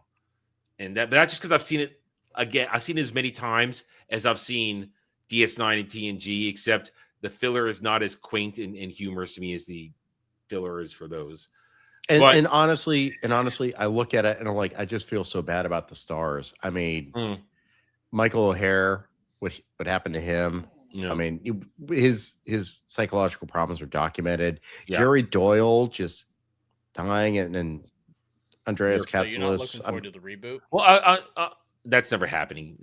That died in its crib. Bruce Boxleitner's old, and I love Bruce Boxleitner. I mean, I would like someone who's Scarecrow. He's the Scarecrow, Mrs. King. He's Tron. I know. Bruce Boxleitner is great. He's great. And you know what, Bruce Boxleitner, he doesn't behave like a jackass to fandoms. No. He was Mr. Awesome's dad in Chuck. Do you remember Chuck? I didn't really watch Chuck. You didn't watch Chuck? Oh my god, go watch Chuck. Yeah. Wasn't he in Orville as well? Unless I'm thinking of someone else. I don't think he was in Orville. Are we talking about the main captain from Babylon 5 after Sinclair Captain Sheridan? Yeah. Yes. Sheridan. Yeah, he was in the Orville. He played the president of the Union. He had a shitload of makeup on him, but yeah. Okay. I didn't watch Orville. Yeah, but everyone in B5 is passed, even younger guys. It was so sad. It's like, I mean, Boxleitner. Well, Kostulis, he was older, so I mean, he was older. Peter Jurassic, I think, is still alive. Boxleitner is still alive. Even whoever played Ivanova is still alive. I know you're talking about. Yeah. We just don't want to talk about Academy. No. Well, we finished the episode. Anything but Academy. We finished. It's over. We finished. It's like the cliffhanger is we have a saucer section with low warp capability. It's got one nacelle apparently built into it. One nacelle somewhere, and we have and a couple teachers, and soon to be traitor Mama. on board. So, all right. Just to round this out, so we can put a bow on this. Do you think we're gonna get the kids stepping up in the finale to be a crew? To a certain extent, yes. And I'm certain there will be no consequences for Caleb stealing the shuttle and going out in a time of war. No. Well, it was for his mom, so it's okay. Yeah, it's gonna be fun. Well, there have been no consequences other than like latrine duty. Nope. That gets forgotten in the next episode. What? Yeah, well, Jed, weeks we don't have know how gone much by. time has passed. Weeks have gone. We don't. You know, I just want to see an episode with it like mopping toilets. Anyway, that'd be more interesting. There it is. What's 2 gonna look like? All right. So, questions also: do you think Gaiden and Princess Tooth? Do you think they're going to actually do something in the finale instead of just they have to disappear? They have to. All right. So my prediction is Gaiden's going to do something in medical. EMH is going to need some help, and I think Terima. I love that Disbrew calls her tiramisu. I think Terima is going to do something with her powers. She's going to be able to control her powers with the new enhanced inhibitor chip. Do it because of love. She'll explode someone's. Oh wait, this is it for Paul Giamatti. He's not in season 2. Oh, so he. Wait a minute. What if Mama She-Hulk becomes the big bad after him? Going forward. What if she's really the queen? What if she's the empress of the Venari Rawl? What if I'm right? What if I'm right? It's looking like Brad might be right. Because do we know if Tatiana Maslany's in season 2? I have no idea. Because they just finished it and then they got the order to a series finale. Right. All I know is Paul Giamatti is not back for season 2. So I figure he dies. Either way. All right, I want to see a fight between him and Ake. That's going to be so awkward. Oh my god. Never fight a Klingerite. As he said. That's they true. have not revealed if she will be in the next season. Okay. Oh, wait a minute. Let me tell you how it's going to happen. Okay. So, he's going to go, never fight a Klingerite. She kicks off her shoes. And then he's going to bow to her feet. Now it's going to be like some foot fetish action. It's going to be Quentin Tarantino style. Paul kicking his ass with sticking his tongue out and licking stuff. So, all right. We're going to find out next week. She distracts him. I predict next week is going to be a clusterfuck of rushed shit yet again. They're going to rush a whole bunch of reasons for things to happen. It's going to be over an hour. Yeah. This is something I said in my review that I just want to quickly say. So we all agree that the bubble is completely moronic and there's zero justification in any way, shape, or form. Yeah. No rational scientific reason, even in Star Trek. I thought what they were going to do was almost semi-clever. Is the leadership of the Federation, and they say half the fleet is congregating on Beta Z.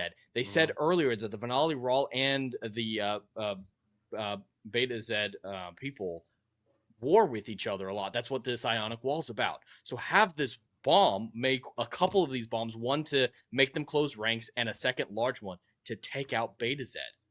That's what I thought was going to happen. Not if they're actually going to do it, but that being the plan. That's a great plan, and that's very believable. But Jed, that doesn't build the Venari Rawl Empire. Well, it could, because if you wipe out the Federation, what competition is there? Well, let's be honest. Beta Z wasn't really the center yet. They were just getting there. Well, but the Federation leadership was there, and half the they said half most of the fleet there. That's what I thought they were going to do. I really thought they're going to set an Omega device off on Beta Z and take out. That's what made sense strategically. Yes. Yeah. And but when I was worried when the admiral's like, yeah, we're going to get the rest of the fleet there. We're going to congregate on Beta Z to protect the leadership. With this type of weapon, congregating is the worst possible thing you can do. Decentralization. It's like the little doctor. These are people who don't understand anything when they write this stuff. They just don't. Literally, there's no one who's ever served in the military or thought in a military style or read Sun Tzu. Well, that's because the military is evil. Anyway, well, yes, now just as a final thought, I have it up here. The Nielsen's for February 2nd, February 8th, which was Emissary. Oh my God, it's got to be huge. That was Emissary. The episode that everybody called. That was the episode that everybody said was great. It was their most favorite. Best. It was best. The number 10 on original streamings on Nielsen's was 332 million minutes viewed, shrinking on Apple. That was That's number actually 10. a fun show. It's fun. And like Harrison Ford is in that, so that's got actual star power. Yeah, but he plays himself though. But here's the thing, and I'll just bring it up. I should bring It's it up. fun. Go watch it. It's fun. It's stupid. It's fun. Point is this though. Starfleet's not on it. Oh, it's got to be the top. They can't measure the number of minutes. It's so like large. It's as big as the Federation being surrounded by the binds. I mean, here's the problem. Each Look how bind this beat is the the episode lowest once. one. The Lincoln Lawyer. This is original streaming for the week that Serious Acclamation Me, the episode of Sam. We call it Emissary. That was that episode. I'm Cisco actually bar surprised fight. that I'm actually surprised that Bridgerton is not number one. Well, remember these are 40 episodes versus 28. People are probably rewatching. They're probably rewatching. Yeah, the Nielsen's bullshit. Yeah, it's all bullshit. But point is, it can't even break in at all against anything. So once again, complete and total failure. Hold on. Okay. Okay, I'm just checking here. Okay. You know what the problem is? This is a sci-fi bias. Oh, yeah? Fallout is not sci-fi. It is alternative history. Stranger Things is fantasy. So this is clearly sci-fi bias. They are not accepting sci-fi shows. That's what it is. Sure. Why not? Well, the Big Beaten Bang by Theory is SpongeBob. sci-fi now.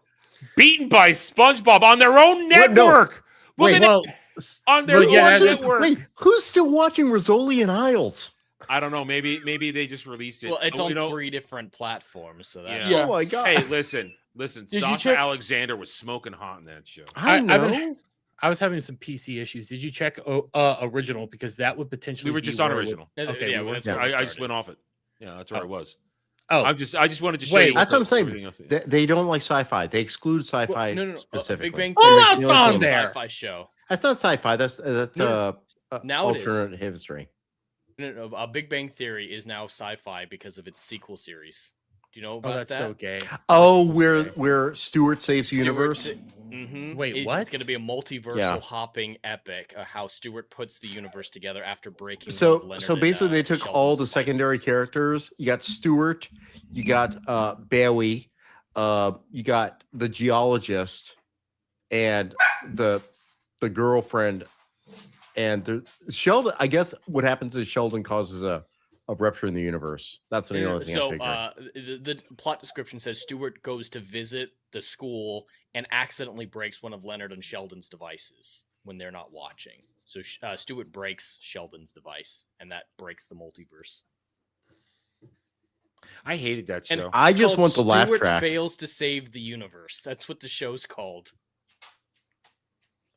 Jesus Christ. Anyway, You know what? point is, halfway through the season, when we were supposed to be told that the show's doing great by all the stands, nobody's watching. So We are. Well, we are because we're being made to. Point is, Who's making us? We're doing. I'm making you. Even Strange New Worlds. I was got doing it Nielsen's. before you asked me to join. I know. I'm using the Dermy argument where I make it sound like I'm making you do stuff, but you're not actually being made to do You made me do this. We made you do one once. episode. Once you came back. I know. Your own because decision. I'm a masochist. Okay. Do you not? Welcome. What do you expect from me?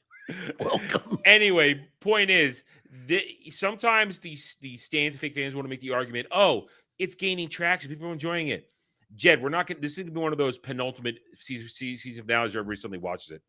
Oh God, Which we saw on Doctor Who, where there actually was a lift, no matter how bad it There's was. sometimes spikes at the beginning and end of a season is when you see the highest viewership. They didn't even have anything for the beginning, so this thing will go on unnoticed.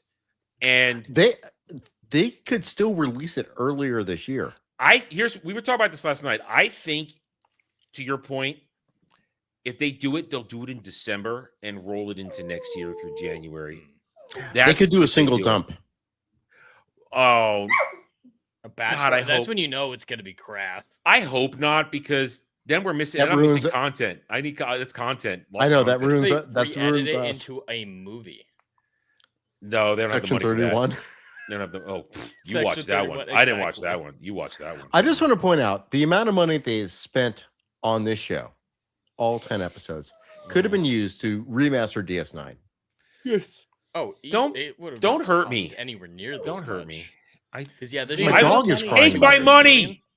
Hey, the amount of money that was spent on this episode could have been used to make a good show. Well, no. Hey, Plenty of money's been actually, spent on bad shows. So, well, yeah. anyway, we're done. Yeah, the show was $10 to $20 million per episode. Oh, God, that's all I need to retire. I've already calculated. Anyway, that's what it's. We'll be back next week. Let's go around, say what we need to say, and get on with the rest of our evenings. Brad, what we got going on? Tomorrow night we will do Wormhole Watch. I think it's Visionary. Is that the episode? Yeah, it's a Cisco episode. It's a Cisco episode involving the emissary. Lore based. We're still having some problems in season 3. It's a thing. But myself, Adam, Fracture Filter, and Jay Hitman, Cardassian apologist extraordinaire, will be watching, and we'll probably talk about this episode of Academy, so I can somehow, when I find time, get on a Latin lounge. Just to make Hitman suffer. Just to make Hitman suffer. Why do you hate Hitman?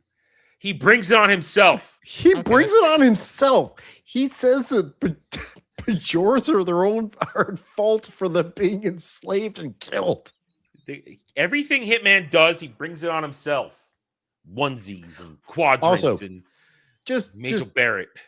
I actually have to, before I wrap up, do have to thank Alex Kurtzman. Thank you very much. Because of this show, I have now got into the partner program on YouTube. Congratulations. Yes. In fact, I just picked up 3 subscribers in the last 2 hours. Off the last video. Yeah. I mean, yeah, we all get there. We'll get there. Jed. Well, you can all find me on YouTube at The Endless Frontiers. I'm actually going to be going live in just under an hour here to play some SWOTOR, just a really laid-back, chill stream for a couple hours. If you're watching on my side, you'll actually automatically be redirected over to that stream. And then, of course, on Monday, the Rider Flight podcast will return with the Chat Choose Your Own Adventure segment, where you, the chat, help me craft these wild, wild short stories. They're more insane each week, so that'll be a great time. So, Endless Frontiers on YouTube. Okay. Cadet Dermy. Hi, I'm Dermy Wormy. My PC started giving me shit because Elgato started freaking out, so we'll see how tonight goes. But actually, I do have some breaking news that I'm going to be talking about tonight. There's been a harassment campaign on Mythic Talent Agency because Asmongold's been there. And today they announced that Asmongold, like an hour ago, they announced Asmongold stepping away from Mythic Talent. So they bent the knee? Yeah. Doesn't he make them a lot of money? He was part owner of the company. Oh, really? Oh, wow. I don't know. I was not planning on talking. I was planning on reacting to a few videos tonight and doing this, but now I have to play some Rev Says Desu videos to help you guys get to this and talk about this because it's huh? Yeah, to catch up. Yeah, to catch up because this has been a thing that's been going on now for like 2 weeks. Like it was a crazy fucking campaign. That's retarded, and they're under other looks because people are accusing them of stealing money from creators as well. Man, that VTuber world is weird, dude. What hold on, what about the series finale next week? What about it? What about it? Yeah, just what about noting. Hey, you want to know what? I'm taking 3 days off next week to celebrate my birthday because it's the week of Dermy, and I still have to watch this shit. The week of Dermy. No, I'm talking about your series finale. Oh yeah, Ballbuster season finale series, which finale. coincides with Starfleet Academy's season finale. Listen, I regret to inform people that DSP outlived something else yet again. I knew you were gonna make that joke. I knew it. It scarred me once Bug made that point. But we do have there may or may not be people coming on. There may or may not be people to help send off. Can I take the night off? No, fuck you. Damn it. Do you want money? That does remind me. Drive-in's coming back this week, Adam. Yeah. Oh, you're right. Because you want to line it up with Hail Mary, don't you? Yep. So on Friday, I've got an opportunity to watch Project Hail Mary early. So I'm going to have a review up for it on my channel when that comes out. I'm very much looking forward to it. So for this week, Saturday Night Drive-In, I don't know what Adam and I are planning on doing for that. Probably earlier. Earlier. Yeah, we'll want to do it live, but yeah, we'll we're going back to live. Details. The whole It'll be pre-recorded thing is on over. That's Saturday. Yeah. We're going to be doing The Martian. The Martian. I get to enjoy Matt Damon. We all know Damon. how much I love Matt Damon. Matt Damon. Anyway, so Drive-In is back, and then we'll be back to normal. Following that, Drive-In will return in this time slot. We'll be back to normal until some other panel show comes around, and Jed and I agree to shift it around. No, I'm not going to make it. I'm not making anybody do Ahsoka. I'm not going to. No. There's no reason to do a panel show for Ahsoka. I can handle that on my own. I don't need a panel show for that. We should do a panel show for Ahsoka. Let's keep the game. Shut up. Anyway, Unholy Holy Warrior for $2. Adam, check your email if you links down. Yes, don't worry. I was expecting that. Thank you for the $2. I'll be over on his show in a couple hours. Okay, so as for me, I'll be over there on his channel on Rumble in a couple hours. As for me, I'm gonna eat some dinner, and then rest night. No, it's not that time of day for that. Oh, there's a time and a place for that, Dermy. And this is not that time or place. Anyway, tomorrow, roundtable 3 p.m. Eastern, where we'll go at the Lanterns trailer in our own special way. We're not going to watch it because they are hitting people. But I have a whole discussion planned. Dermy, did you get hit last night? Yeah, I got hit last night. I'm telling him to eat my asshole. I'm fighting it. Go for it. I'm not. I have seen this trailer. I've seen this trailer 3 times. I'm over it already, and I want it to die. Anyway, so we'll be discussing Lanterns among other things tomorrow. I got some gaming stuff to talk about. Should be interesting.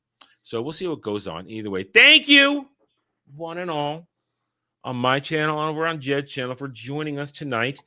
We do this one more time next week. The end of the road until season 2, unless they batch drop it. then it's just fuck it. I'll say this out. If they batch drop season 2, I'm not even wasting my time. It's one thing we do this a week at a time. I am not dumping 10 hours of my life in one or a couple days on this stupid series. That ain't happening. It's not worth my time. It's not worth your time.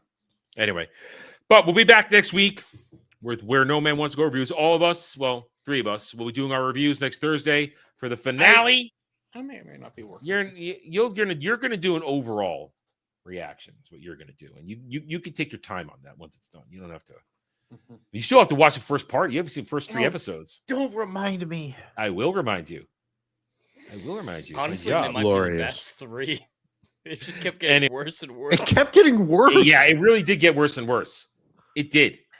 It has gotten worse, progressively worse in different ways. I'm impressed at the levels they keep getting lower and lower. That takes talent. I mean, Mystery Goat, that's why we do it. We know that you guys actually enjoy watching us do reviews and talk about this more than the actual show. Because you're sadists. Well, we have. Yes. I went to law school. I'm a masochist by nature. Yeah. Anyway, so thank you everybody for being here. We'll see you guys next time. Go watch Jed play some video games. Go watch Dermy cry about VTubers. And I will be on Unholy Warriors channel over on Rumble in a little while as well. Until then, guys, we'll see you later. Take it easy. Have a great rest of your night, guys.